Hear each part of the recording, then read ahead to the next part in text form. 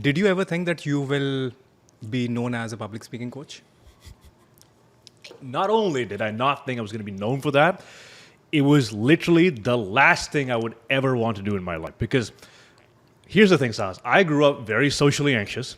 I did not want to be around people. I was as introverted as could get. Stutter like 14 times there. And then I was so glued to my computer that I had no social skills developed. So I wanted a job where I could just be in front of my computer all day, every day, and do nothing and no human interaction. Now, somehow that insecurity flipped all the way to the other side about 10 years later, and I became a public speaking coach. So you can imagine the irony of that. Yeah. To this point, my dad tells my family, did you ever picture Yasir becoming a public speaker, let alone telling other people? Yeah. Because when he was a kid, he wouldn't even speak on the dining table, right? Yeah. So this whole thing has been very, very ironic, but if anything, I'm hoping my story can show other people that if they're a certain way at one point in their life, they're not ingrained into that. They can always change. Yeah, I know a little bit about your background. When you came here, you were obviously like what you're talking about, introvert kid, looking to, trying to fit in. Right. But what things helped you to fit in the first place? Crippling insecurity, number one. So when you have a little bit of pain in your life, you're all right. Okay, I'll let this burn in the background for a bit. But when the pain gets so severe, where it starts affecting your daily confidence, how you feel about yourself, then you want to do something about it. So for me, going to a very young age, I felt very afraid of just voicing myself. My dad, he had a bit of a temper, so I wanted to be very careful about what I said. And in school, I wasn't the brightest, so I'd often have the wrong answers. And when I would raise my hand and say the wrong answer, the teacher would make fun of me in front of the whole class. So I was being trained at every step of the way not to say something. And if I'm just quiet, I'm safe. If I'm quiet, I'm safe. So just stay quiet the entire time. So then as you grow and you go into school, you're not popular, you don't have friends, you're not with the cool kids, you don't have any girls chasing after you, and it starts to burn over time, and you really want to do something about it. So eventually when I was in high school, I had this one big conference that I attended because there was a girl there that I really liked. I just wanted to impress her. So I said, oh, what session is she attending? I want to go there too. So I attended that conference. I suited up and everything. And there were a couple of instances where people asked me for my opinion in that conference, and I said maybe 2 words and nothing else. And then I posted a photo of that conference on my Facebook back in the day. And one of the top comments on that was, the one conference where Yasir did and they had like 20 likes on it. And it hurt so much because I knew it was a public speaking focused conference, and I went and embarrassed myself and I felt ashamed. So that status being taken away from you, it made me feel so insecure that I said, okay, I've got to do something about it. And that's when the wheels started turning one at a time, and I started seeking YouTube videos and how do I get better at this. And eventually my parents said, okay, let's send him to a different country, maybe he'll open up. So they sent me to Malaysia. So this conference you were talking about was back in Pakistan? This was in Pakistan. It was a Model United Nations conference. Okay. So then I went to Malaysia, and their goal was, okay, he's going to open up. But I became even more shelled up because now I didn't know anyone. I didn't speak the language. And it got even more introverted. And eventually I made some friends. But just when I realized, oh, I'm getting better at this, I came back to Pakistan. I finished my degree. So my parents said, okay, well, you don't really have any talent. We already paid for your education in Malaysia. Great way to motivate. Yeah, is there anything you can do? So, funny story, I had a job at a bank for about 2 months, and it was the most miserable experience of my life. And I realized that I'm not cut out for this either, so I can't speak to people. I can't look at a computer. What can I do? Yeah.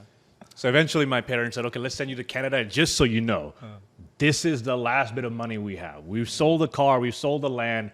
You got to figure out something. They've invested everything in you. Everything. And to be honest, at the time, I was like, oh, I'm going to Canada, man. This is this amazing place. But none of my thoughts were around public speaking or making a career. But when I came to Canada, I realized just how unskilled I was at making friends and talking to people. So one of the first things I did... Which year was it? This was 2016. 2016. So I Googled how to make friends in this small town called Kamloops in British Columbia. And the first thing that popped up was a public speaking club called Toastmasters, and I didn't know what Toastmasters was. I thought it was a place where people sit in a circle and make a toast, or a place to get a good grilled cheese sandwich, like one of those two things, right? Yeah. So I went there and I said, Toastmasters, public speaking. Like, no. I didn't come here for that. So I take a quick U-turn. And before I can, this woman saw me and she said, oh, we have a guest today. Come on up and introduce yourself. Oh, shit. And now there's 30 people. I'm new in the country. I don't know anyone. So I'm looking around. I'm sweating. I'm walking right up to the stage and I can feel the eyes on me. And in that moment, Sahas, I have no idea what I said. To this day, I have no idea. Completely blanked out. Some words came out of me, went back and sat on my seat and said, man, this is why you should just buy a PlayStation, sit at home, play the games, go to class, come back, and that's it.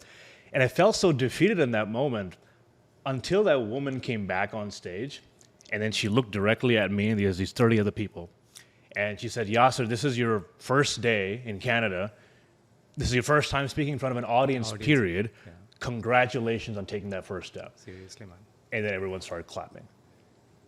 Now I'm thinking, is this a Canadian thing? Are they just this nice to everybody? Like, did you hear my speech, right? So afterwards, as I was leaving, never to come back, she came to me and she said, hey, Yasir, are you coming back? I said, yeah, I'll think about it. I'll check my calendar. I'll ask my grandma, check my horoscope. And then once everything is in perfect alignment, I will come back and let you know. Whatever we say when we don't want to commit. We don't want to come back. And then she said, Yasir, I know you have hesitations, but 23 years ago, I was exactly where you are. But what helped me is just taking the next step. And that one next step you take might change your life forever. So if you come back next week and the week after that and the week after that, I think you might have a skill here. Why don't you just come back next week? So I came back the week after, got a little bit better. And eventually she said, hey, you're getting a little better. You want to try out this public speaking contest? I said, woman, I came here to make friends, not to win a freaking public speaking contest, right? But I enlisted for it anyway, and then I won the contest. And that was such a pivotal moment in my life, Sahas, because it was the first time I ever did something meaningful. Yeah. And it was the first validation that I was ever good at something. Did you tell your parents about it? No, I did not. Not at that moment. So I won the contest. And then she said, you should continue doing this.